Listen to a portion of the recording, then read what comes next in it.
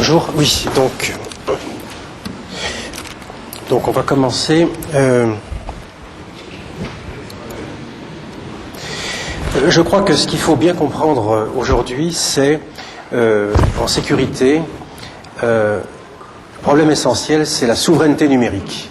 Et je dirais que aujourd'hui, en France, si on veut maîtriser le transport, le stockage de l'information, eh bien on a un problème parce que toutes nos infrastructures sont en général non françaises et donc, si vous voulez, la souveraineté numérique de la France est en jeu et je dirais même de l'Europe. Cependant, au niveau des contenus, disons, la technologie maîtresse, à savoir la cryptographie, est quand même maîtrisée par la France. Et donc, on arrive aujourd'hui à, si vous voulez, domestiquer, maîtriser tous nos tuyaux. Le deuxième enjeu en sécurité, c'est évidemment la valorisation des contenus, disons la distribution des contenus en ligne. Et aujourd'hui, en 2005, ce problème n'est pas réglé. La bulle Internet, si vous voulez, a éclaté essentiellement à cause de cela. Il n'est pas possible de distribuer en ligne des contenus sécurisés.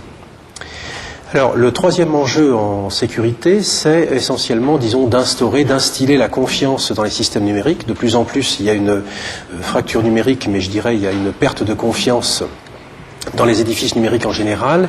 Et aujourd'hui, on n'arrive pas encore, disons, à instaurer la confiance complètement dans les systèmes numériques.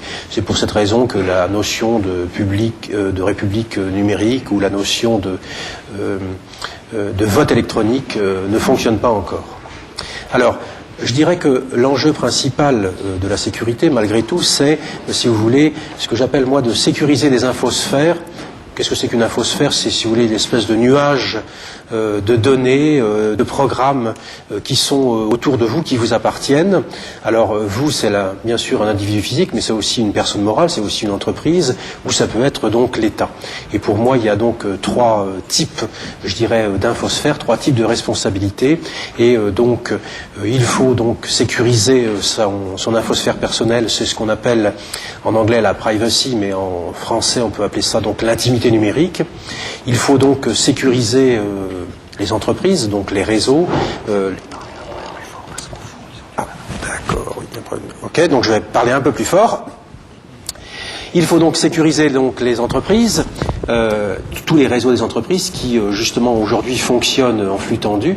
Et vous savez que depuis un certain temps, l'administration est en train de s'informatiser et bien entendu, ceci va être une vulnérabilité dans les années qui vont venir parce que, si vous voulez, toutes les collectivités locales et toutes les administrations seront numérisées, auront leur propre infosphère et il faudra donc éviter réduire les vulnérabilités de ces grandes administrations numériques, de ces grands contenus qui seront tout autour de l'État et des administrations. Alors, le dernier enjeu en sécurité, c'est évidemment de gérer les crises de manière non sécuritaire, avec des modèles de sécurité, je dirais, adaptés à l'Europe en général.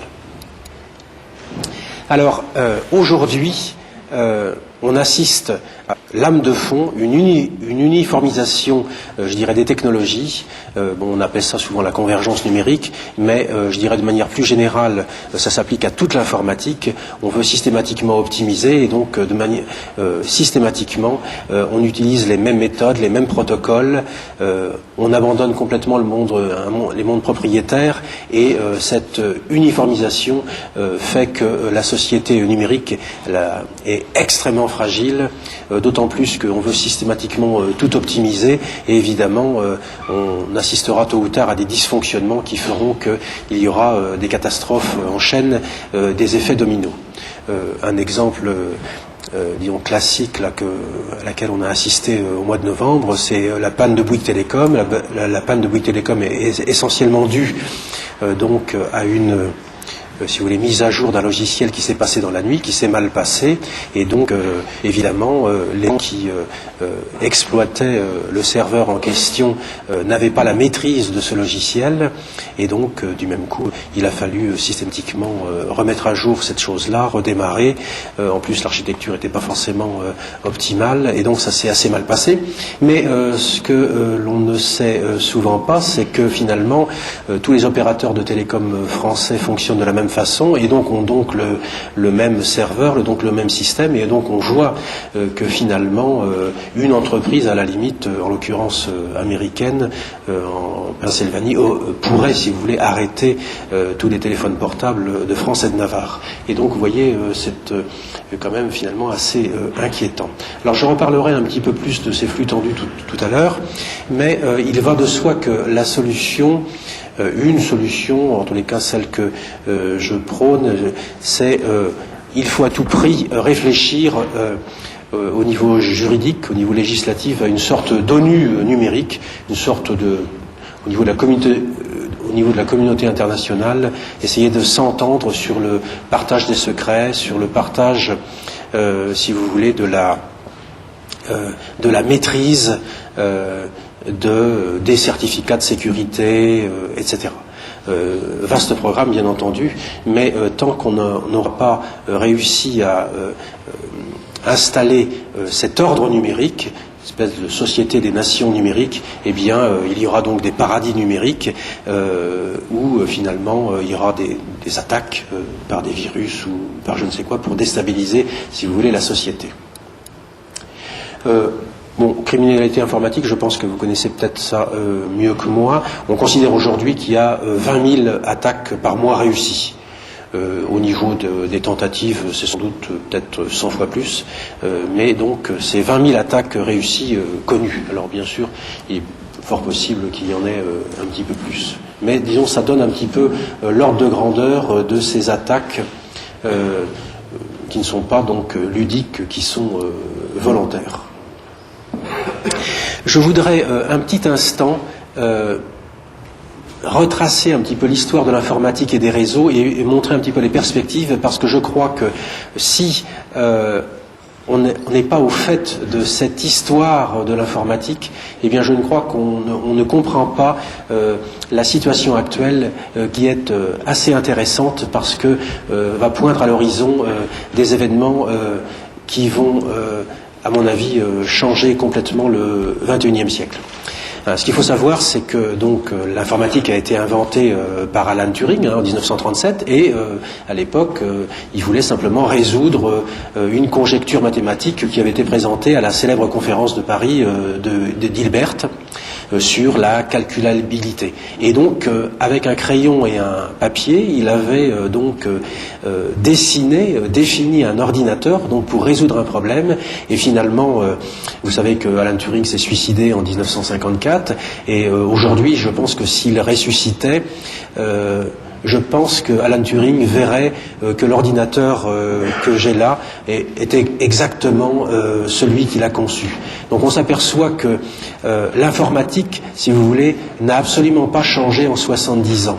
C'est toujours la même chose. La seule chose qui a changé, c'est, si vous voulez, avec l'invention du transistor en 1948, donc ce qu'on appelle la loi de Moore, c'est-à-dire la maîtrise la fabrication du silicium, des transistors, on a pu améliorer la puissance. Mais hormis cette affaire de puissance, si vous voulez, l'ordinateur de 10 ans aujourd'hui est quasiment le même, les langages de programmation sont quasiment les mêmes, et donc ça n'a pas changé.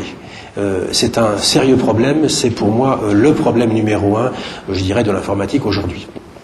Alors, les réseaux, ça a démarré vers 1949 avec le début de la guerre froide, et qu'est-ce que c'est qu'un réseau? Un réseau, c'est l'idée, réseau, ça vient du vieux français réseil, réseil c'est le mot rets, enfin donc réticulaire, c'est le mot filet, et un réseau, c'est quelque chose, c'est un électroencéphalogramme plat, ça ne doit pas penser, ça doit simplement prendre des données et les bouger, et en revanche, les ordinateurs, c'est eux qui font le travail, qui font toute l'intelligence.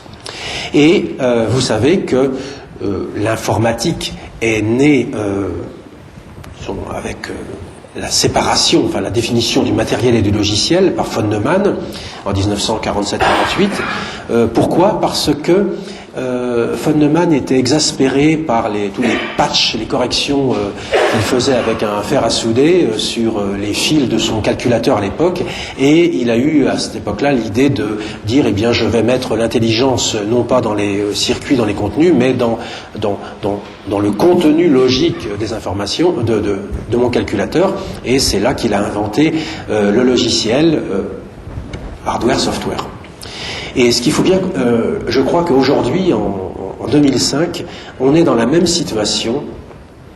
L'informatique, si vous voulez, est à bout de souffle au niveau du logiciel. On ne maîtrise plus du tout les logiciels.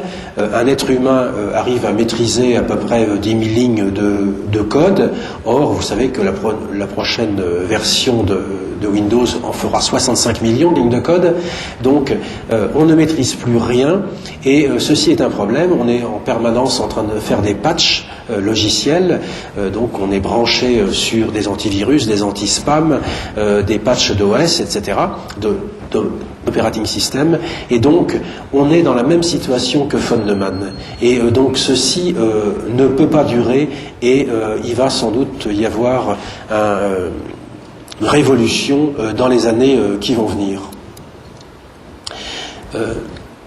En fait, je pense que donc cette convergence numérique, l'idée qu'un téléphone, un ordinateur et un téléviseur, c'est un petit peu la même chose, cette convergence numérique va se poursuivre et, disons, elle atteindra son but vers les années, à mon avis, 2010. Mais pendant ce temps-là, vous savez que en 2010-2012, on commencera à maîtriser l'échelle de l'atome. Et ceci va sans doute changer, je dirais, la face du monde, parce que donc c'est les nanotechnologies. On pourra donc maîtriser, on pourra faire des moteurs avec des atomes, on pourra donc aussi faire des ordinateurs quantiques, hein, on y arrive déjà avec quelques quantum bits, et donc ceci, donc là, pour le coup, va changer complètement les ordinateurs.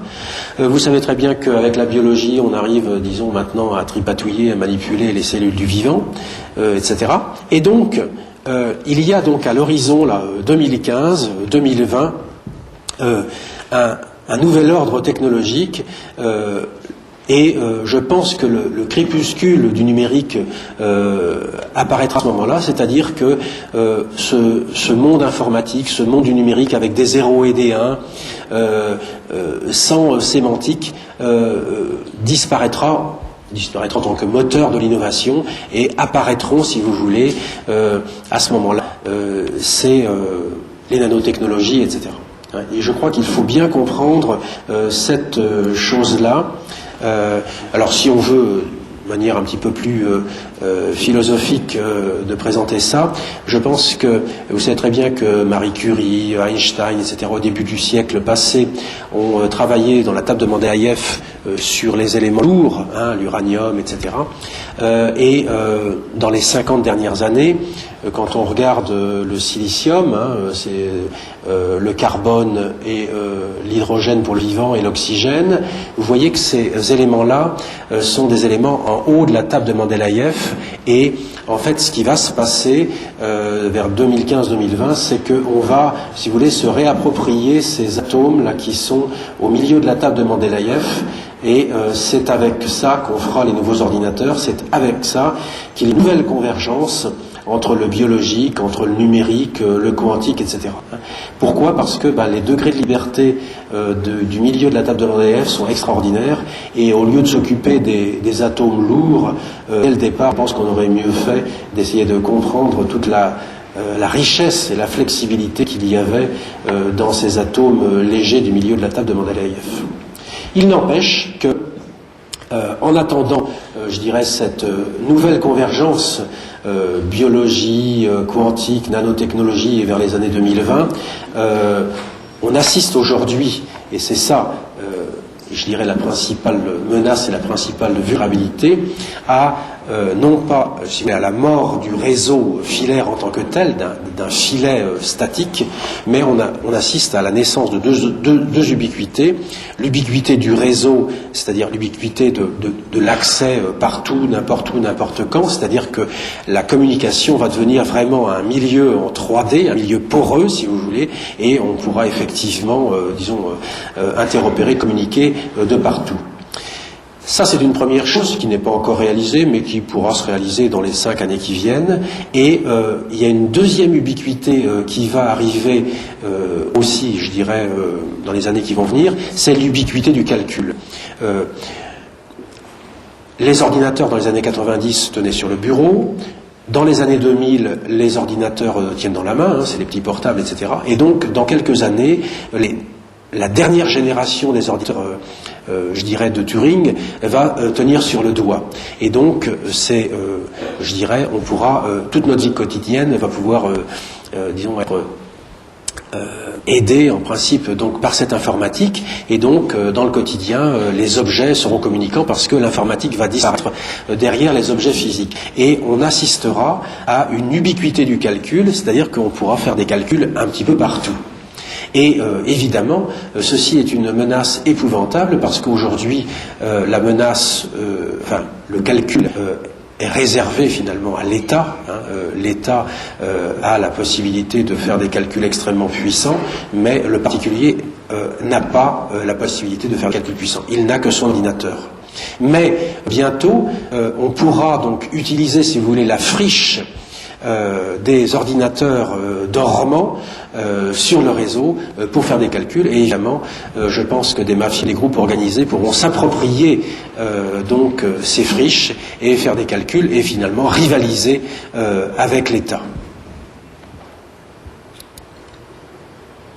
Alors, si l'on revient, je dirais, à notre petit problème, ça c'était une petite parenthèse pour un petit peu bien comprendre la philosophie de l'informatique et des réseaux, je dirais, dans les années qui viennent, bien comprendre que, finalement, on est sur une pente continue depuis 70 ans, mais en fait, il va y avoir une rupture là, je ne peux pas deviner, mais disons 2010-2015, je pense que c'est la bonne fenêtre. Et il faut s'y préparer. Et c'est vrai que quand je vois les débats sur la recherche l'an dernier qui étaient assez lamentables, assez pauvres, puisque les gens demandaient des postes ou je sais pas quoi, je pense que moi, au contraire, je pense qu'il faut se préparer, si vous voulez, à cet aspect multidisciplinaire qui va arriver, et il faut, si vous voulez, remembrer la recherche et même l'enseignement, je dirais, dans cette vision-là. Alors, lorsque l'on regarde aujourd'hui, je dirais ce que j'appelle moi l'urbanisation digitale, eh bien, on a le monde quotidien, le monde moderne, physique, etc.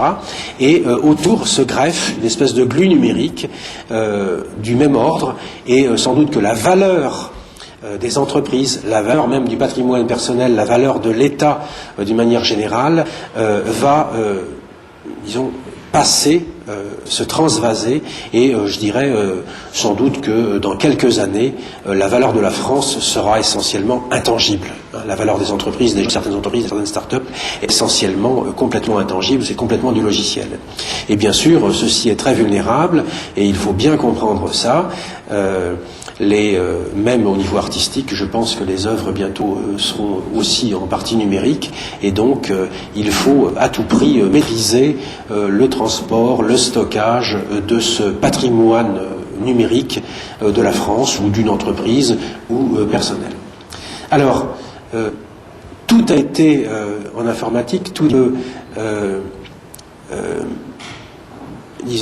détourné par